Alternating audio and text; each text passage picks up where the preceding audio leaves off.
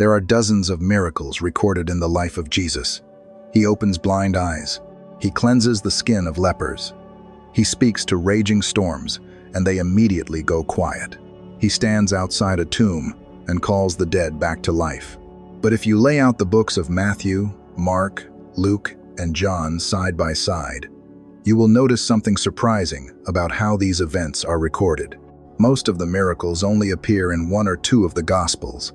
A handful make it into 3. But there is exactly one miracle, and only one, that is recorded in all 4 accounts of the life of Jesus.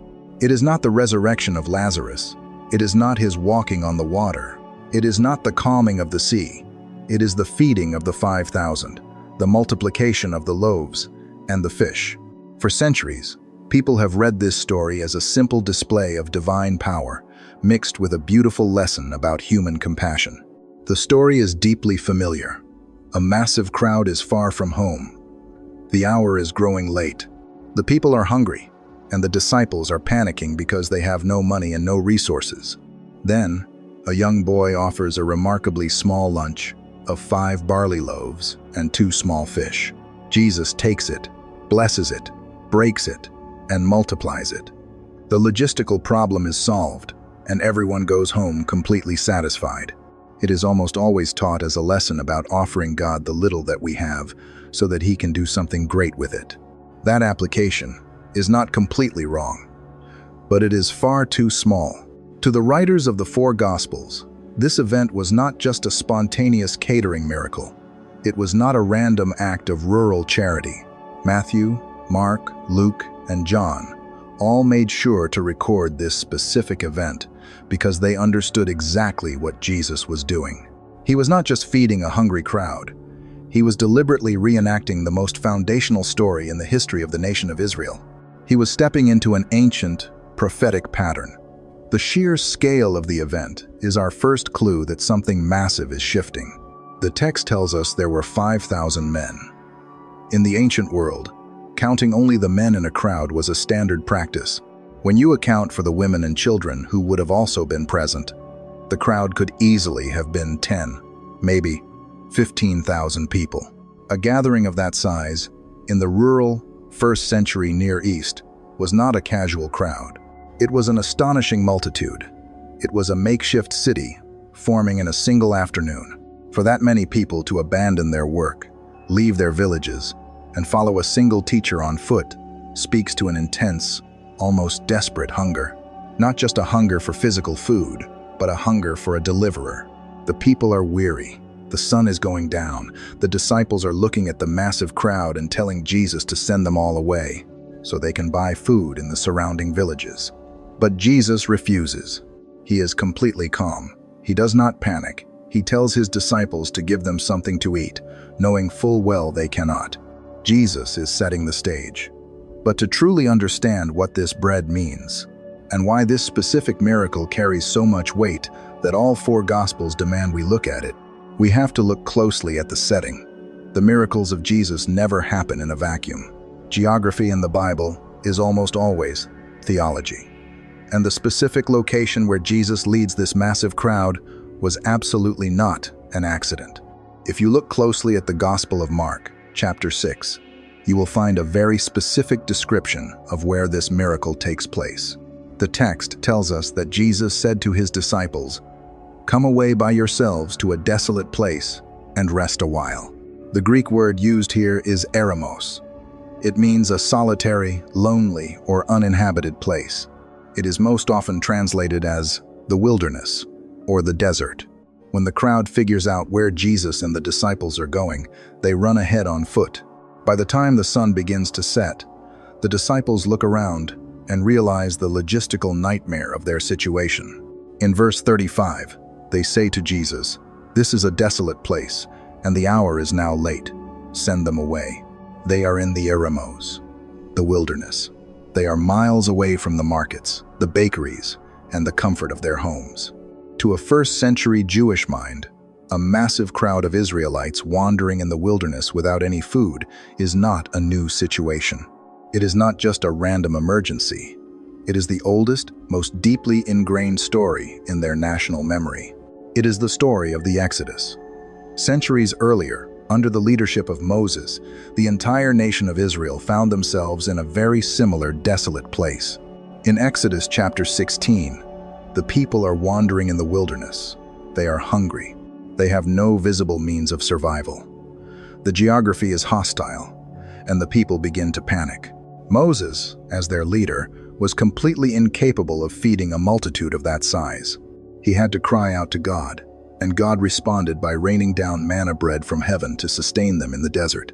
Later, in the book of Numbers chapter 11, Moses became so overwhelmed by the burden of leading and feeding the people that he actually despaired. He asked God, "Where am I to get meat to give to all this people? For they weep before me and say, 'Give us meat, that we may eat.'" Moses could not provide the food. He was only the mediator. He was a servant, relying entirely on God to open the sky. Now, fast forward to the 1st century. Another multitude is in the wilderness. Another massive crowd is facing hunger as the sun goes down. And once again, the leaders, this time the disciples, are looking at the people and saying, "We cannot do this. We do not have enough. Send them away." Jesus is deliberately allowing this exact scenario to unfold. He has brought them to the Eremos on purpose. He is forcing his disciples and the crowd to step right back into the historical shoes of their ancestors. By staging this moment in the wilderness, Jesus is making a profound theological claim without speaking a single word. He is presenting himself as the prophet that Moses promised would one day come. He is signaling that a new exodus is underway. A new rescue mission for a weary and wandering people has begun. But there is a crucial difference in how the story plays out. When Moses looked at the hungry crowd in the wilderness, he was helpless. He was frustrated. When Jesus looks at the hungry crowd in the wilderness, he is completely calm. He does not panic. Moses had to beg God to send the bread. Jesus is about to take the bread, bless it, and multiply it with his own hands. The geographical parallel is unmistakable. The Eremos is setting the stage. Jesus is fulfilling the echo of the Exodus, but he is not just echoing Moses. If you read Mark's account very carefully, he includes a tiny, seemingly insignificant detail about the ground the people were told to sit on. It is a detail that Moses never experienced in the dry desert of Sinai. And it is a detail that changes the entire image. In the Gospel of Mark, the narrative gives us a sudden flash of color. It is a detail so small, most readers pass right over it without a second thought. The text says that after Jesus decided to feed the crowd, he commanded his disciples to make everyone sit down in groups on the green grass. Green grass. Pause for a moment and consider the location. They are in the Eremos, the desolate place, the wilderness. Geographically, we know from the Gospel of John that this event happened right around the time of Passover, which falls in the early spring. In the region of Galilee, the spring rains cause the normally dry, rocky wilderness to briefly bloom. The hills turn a vibrant green for a very short window of time. So historically, the grass was genuinely there. But theologically, Mark is not giving us a weather report. He is handing us a key to unlock the scene. To understand why the green grass matters, we have to back up just 5 verses. In Mark chapter 6, verse 34, when Jesus first stepped off the boat and saw the massive crowd waiting for him in the desolate place, the text tells us exactly how he felt about them. It says he had compassion on them because they were like sheep without a shepherd. Sheep without a shepherd. This is not a random metaphor. This is one of the most loaded phrases in the Hebrew scriptures. For centuries, the prophets of Israel used this exact language to describe the spiritual crisis of the nation. The leaders of Israel, the kings, the priests, the ruling class, were repeatedly called the shepherds of the people, and repeatedly they failed. In Ezekiel chapter 34, God issues a devastating indictment against the leaders of Israel. He says, "Woe to you, shepherds of Israel, who only take care of yourselves. Should not shepherds take care of the flock?" The prophecy describes the people of Israel as scattered, wandering, and hungry. The leaders have abandoned them. But then, God makes a stunning promise. He says, I myself will search for my sheep and look after them. I will rescue them. I will feed them in a good pasture. Now, look back at the wilderness of Galilee. Jesus sees a massive, wandering crowd. He calls them sheep without a shepherd. He steps into the desolate place, taking the role that God himself promised to fill. And then, he tells the people to sit down on the green grass. In the mind of a first-century Jewish reader, those images combine to strike a very specific, deeply comforting chord. The Lord is my shepherd. I shall not want. He makes me lie down in green pastures. This is Psalm 23 playing out in real time. Jesus is not just echoing Moses in the wilderness. He is revealing himself as the divine shepherd of Israel. He is gathering his scattered, weary flock, and he is making them lie down in green pastures so he can finally give them the care they have been craving. Mark even tells us that they sat down in orderly groups of hundreds and fifties. This is not a chaotic mob fighting for survival. This is a shepherd organizing his flock. The frantic energy of the crowd is replaced by absolute calm. The logistics are settled. The people are resting. The sun is sinking lower in the sky, but Jesus is about to do something strange. When he finally provides the food, he does not call bread down from the clouds like Moses did. Instead, he asks his disciples what they have, and he takes a remarkably small lunch from a young boy. And in the way he handles that tiny amount of bread, the text quietly points back to an obscure, almost forgotten miracle from the Old Testament. The crowd is seated on the green grass. The frantic energy of the day has settled into a quiet anticipation. But among the disciples, the panic has not entirely faded. Before the food is found, there is a tense exchange between Jesus and his closest followers. In Mark chapter 6, the disciples look at the overwhelming need of the crowd and say, "Send them away." Jesus looks back at them and says something staggering. "You give them something to eat." The disciples are completely stunned. They quickly calculate the cost. They tell Jesus it would take 200 denarii, nearly an entire year's wages, for a common laborer just to buy enough bread for everyone to have a single bite. They are measuring the crisis entirely by their own resources. And by that measurement, the situation is completely hopeless. So Jesus asks them what they do have. They search the crowd and find a young boy willing to give up his lunch: 5 loaves of bread and 2 fish. The Gospel of John adds one specific detail to this inventory. The loaves were made of barley. Barley was the food of the poor. It was the cheapest, coarsest grain available. This was not a feast waiting to happen. It was barely enough to sustain one person, let alone a multitude. But that specific detail, 5 loaves of barley bread, is a flashing signal in the text. It points the reader directly back to another desolate place, in another time of intense need. In the Old Testament book of 2 Kings, chapter 4, there is a severe famine in the land. The prophet Elisha is with a group of 100 men who have nothing to eat. A man arrives from Baal-Shalisha, bringing Elisha a small offering of 20 loaves of barley bread. Elisha looks at the small amount of food and says to his servant, "Give it to the men, that they may eat." His servant looks at the 20 loaves, looks at the 100 hungry men, and has the exact same reaction the disciples will have centuries later.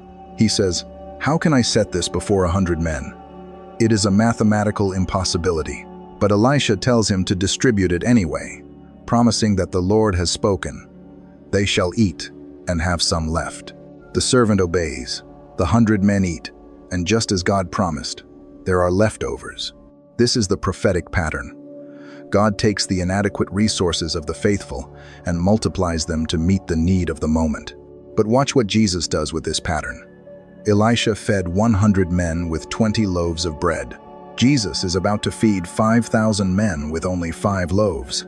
Jesus is deliberately taking the miracle of Elisha and shattering the scale. He is showing the disciples and the crowd that a greater prophet has arrived. Where Elisha had to invoke the word of the Lord to multiply the bread, Jesus simply takes the bread into his own hands. He does not need to plead for a miracle. He is the source of the miracle. And yet, for all the massive scale of this event, The actual multiplication is surprisingly quiet. There is no flash of lightning. There is no loud declaration from the heavens. The text does not even tell us exactly when the bread multiplied. Did it multiply in the baskets? Did it multiply as it was broken? The text keeps the focus entirely on what Jesus is doing. He takes the insufficient offering, he looks up to heaven, and he performs a sequence of actions that changes the entire meaning of the meal. Because the way Jesus handles the bread in the wilderness is not just practical preparation, it is deeply theological. He performs 4 distinct verbs, 4 specific movements, and those 4 actions set a pattern that will echo all the way to the darkest night of his life. The 5 barley loaves and the 2 small fish are brought to Jesus. In the hands of the disciples, this was evidence of an impossible situation. In the hands of Jesus, it is the raw material for a feast. But the gospel writers do not rush past the moment Jesus actually handles the food.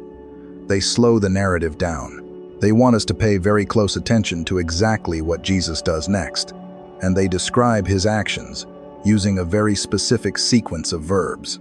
Matthew, Mark, and Luke all record the exact same rhythm. Jesus looks up to heaven.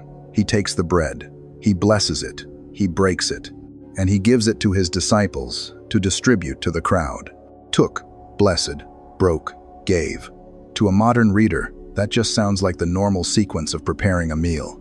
First you take it, then you bless it, then you break it so it can be shared.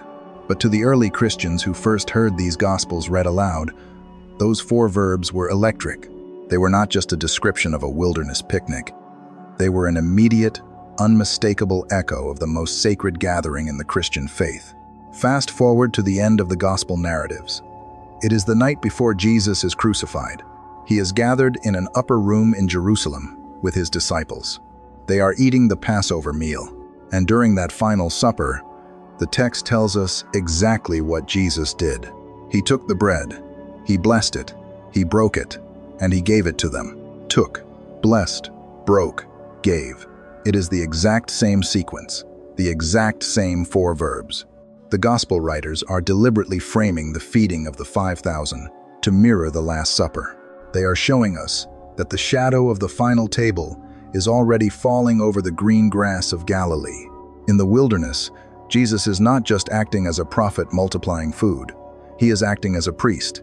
He is the host of the gathering, and the miracle happens somewhere inside that sequence. The text does not give us the mechanics of the multiplication.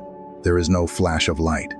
There is no sudden mountain of bread appearing on the grass. The miracle is surprisingly quiet. It happens in the breaking and the giving. Jesus breaks a piece of bread and gives it to a disciple. He reaches back, and there is more to break. He breaks it again and hands it away, and the bread simply does not run out. The provision flows continuously from the hands of the shepherd, through the hands of the disciples, to the seated thousands. The disciples, who just moments ago were panicked and demanding that the crowd be sent away, are now the ones carrying the endless bread. They are participating in the very miracle they thought was impossible. The text tells us that they all ate, and they were all satisfied. This was not a light snack to hold them over until they could walk back to town. The word used for satisfied implies being completely full.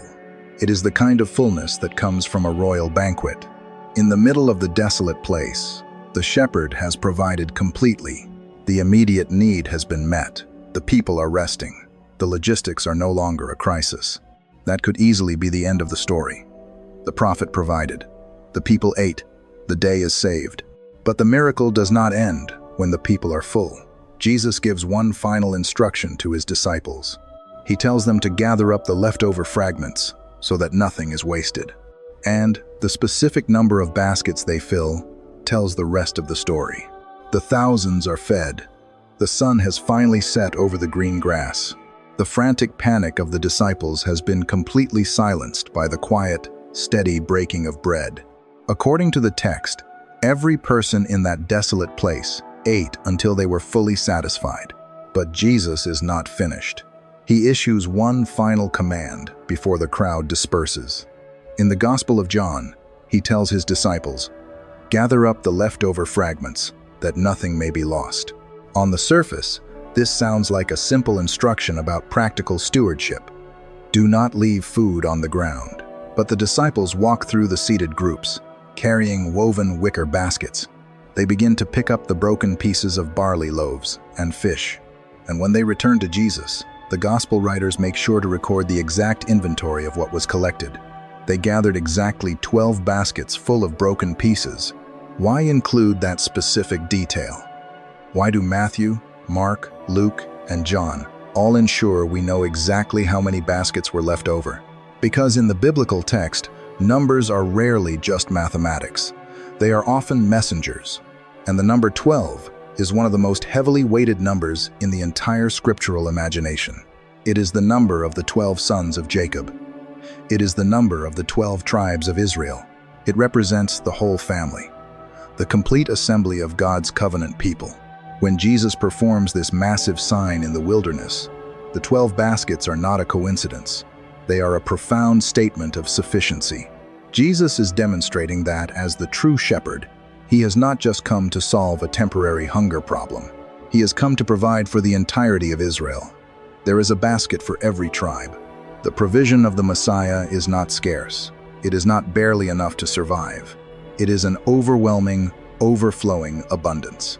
And there is another layer to these leftovers that a Jewish reader steeped in the Torah would have recognized immediately. Centuries earlier, when the manna fell in the wilderness during the Exodus, there was a very strict rule attached to the bread. God commanded the Israelites to gather only what they needed for that single day. They were explicitly forbidden from keeping leftovers. In Exodus chapter 16, the text tells us that some of the people disobeyed. They tried to save some of the manna until the morning. But when the sun rose, the leftover manna had bred worms and rotted. It was completely ruined. The old manna was meant for immediate, daily survival. It could not be stored. It could not be saved. But the bread Jesus provides in the desolate place breaks that ancient limitation. There are leftovers, massive amounts of them, and they do not rot. They do not spoil in the night. The bread of the Messiah produces an enduring abundance. It is a sign that a greater reality than the manna of Moses has arrived. The picture is now fully formed. The wandering multitude has been organized into a resting flock. The inadequate offering has been shattered into an endless feast. The shadow of the Last Supper has been cast over the grass, and the 12 baskets stand as a quiet testament that the shepherd is entirely sufficient for his people. The crowd is astonished. They have seen the sign. They are full. This is the moment where the story usually ends in our minds. The miracle is complete. But the Gospel of John does not stop the narrative here. John follows the crowd into the very next day, because the physical miracle of the bread was only the introduction. The real revelation happens 24 hours later, when the hungry crowd tracks Jesus down on the other side of the sea. And in that conversation, Jesus looks at the people who ate the food, and he strips away all their assumptions. He tells them exactly what the bread actually meant. The morning after the miracle, the wilderness is empty. The massive crowd has woken up, but Jesus and his disciples are gone. In the Gospel of John, chapter 6, we read that the people track him down. They cross the Sea of Galilee and finally locate him in Capernaum. On the surface, this looks like a massive success. Thousands of people are seeking him out. They want more of his presence, but Jesus knows exactly why they are there. He looks at the crowd and says, "You are seeking me, not because you saw signs, but because you ate your fill of the loaves." They did not come for the shepherd. They came for the bakery. They experienced the miracle, but they entirely missed the meaning. They saw a man who could solve their immediate physical problems. They wanted a political king who could keep their stomachs full and make their lives easier. They wanted a second Moses. And the crowd actually brings up Moses to make their case. They say to Jesus, "Our fathers ate the manna in the wilderness. What sign do you do that we may see and believe you?" They are negotiating. They are telling him that if he wants their allegiance, he needs to keep the food flowing. Moses gave their ancestors bread every day for 40 years. Jesus only gave it to them once. They are demanding that the wilderness catering continue. But Jesus does not give them more bread. Instead, he completely dismantles their understanding of the Exodus. First, he corrects their history. He tells them it was not Moses who gave them the bread from heaven, it was the Father. Moses was just the servant, standing on the sand. God was the provider. Then, he corrects their theology. He points out a fatal limitation in the miracle they are so nostalgic for. He says, "Your fathers ate the manna in the wilderness, and they died." That is the harsh reality of physical provision. The manna in the days of Moses was a profound miracle, but it was a temporary one. It kept the Israelites alive for another day, but it could not cure their mortality. Every single person who ate the miraculous bread from the sky eventually went to the grave. The bread Jesus multiplied the day before was exactly the same. It was a beautiful, compassionate act. But by the time the crowd found him in Capernaum the next morning, their stomachs were already empty again.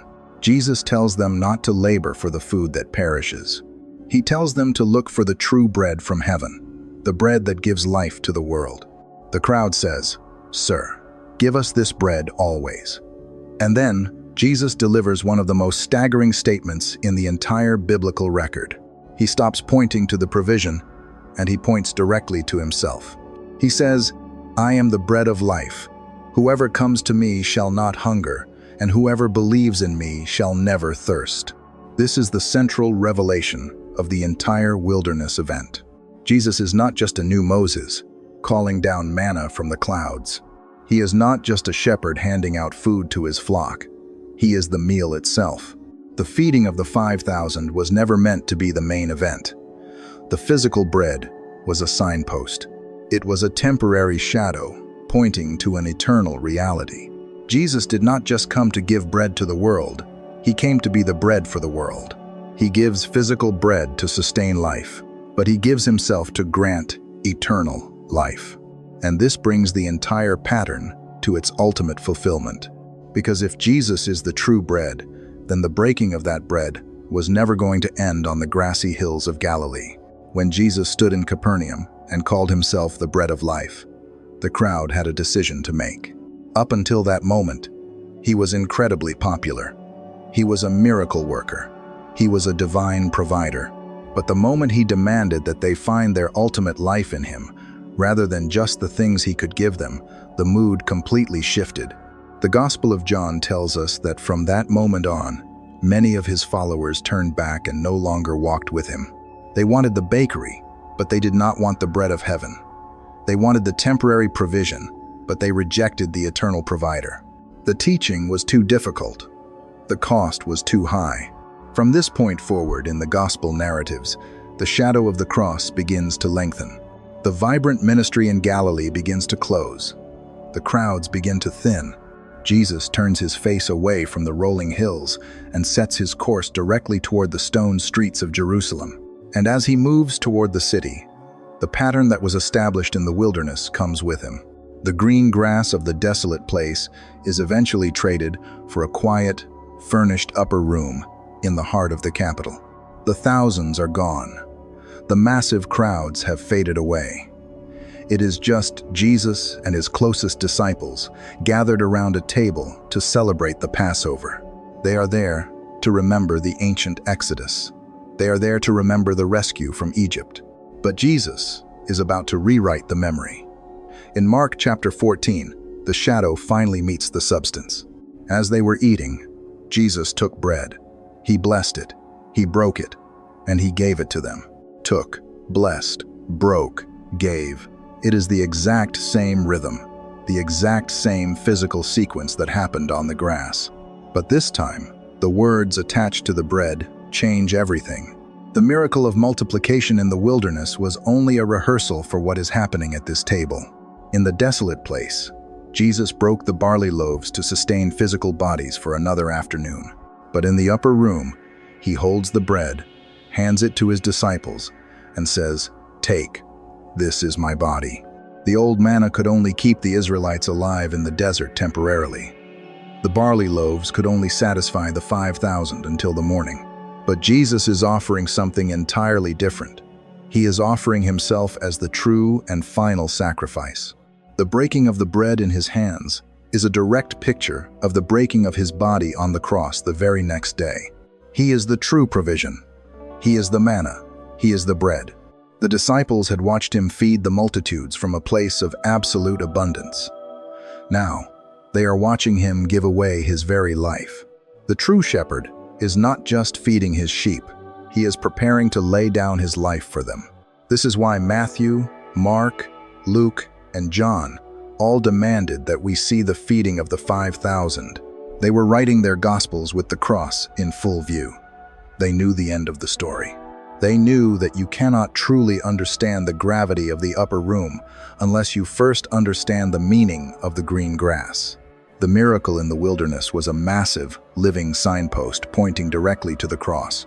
But the theological pattern does not stop in the upper room, and it does not end at the empty tomb, which brings us to what all of this means for the reader today. Because the table Jesus set in the wilderness and the covenant table he set in Jerusalem were only previews of the ultimate invitation. When you step back and look at the entire arc of this story, the geography and the miracles begin to form a single, unbroken line.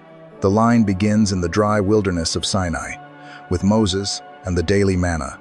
It moves forward to the sudden green grass of Galilee, with Jesus and the multiplied barley loaves. It enters a quiet upper room in Jerusalem, with the broken bread of the Last Supper. But the line does not end at the cross, and it does not end at the empty tomb. It points forward to the very end of time. In the biblical imagination, the ultimate culmination of human history is not a vast courtroom.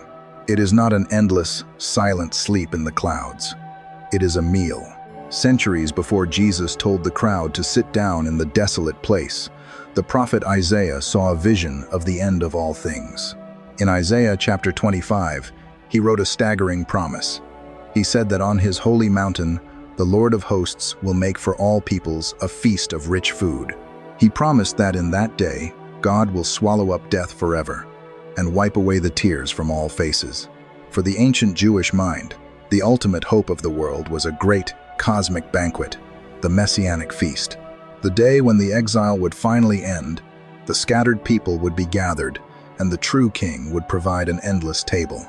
When Jesus gathered the 5,000 on the hillside, he was not just solving a logistical nightmare.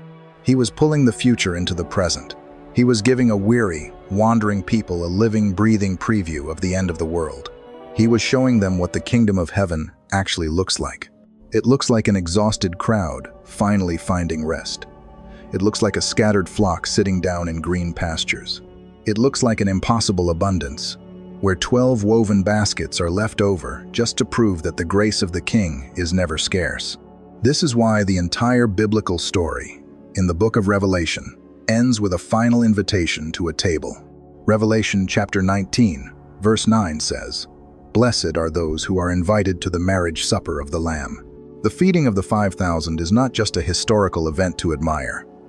It is an invitation to accept. It is a story that asks every person who reads it a very direct question. What kind of bread are you actually looking for? Like the massive crowd in the first century, we spend much of our lives wandering in our own desolate places. We are exhausted by the sheer effort of survival. We are constantly looking for immediate solutions to our temporary problems. We want the bread that perishes. We want the logistics of our lives sorted out so we can finally feel secure. And God is deeply compassionate toward those physical needs. He did not ignore the hungry stomachs on the hillside.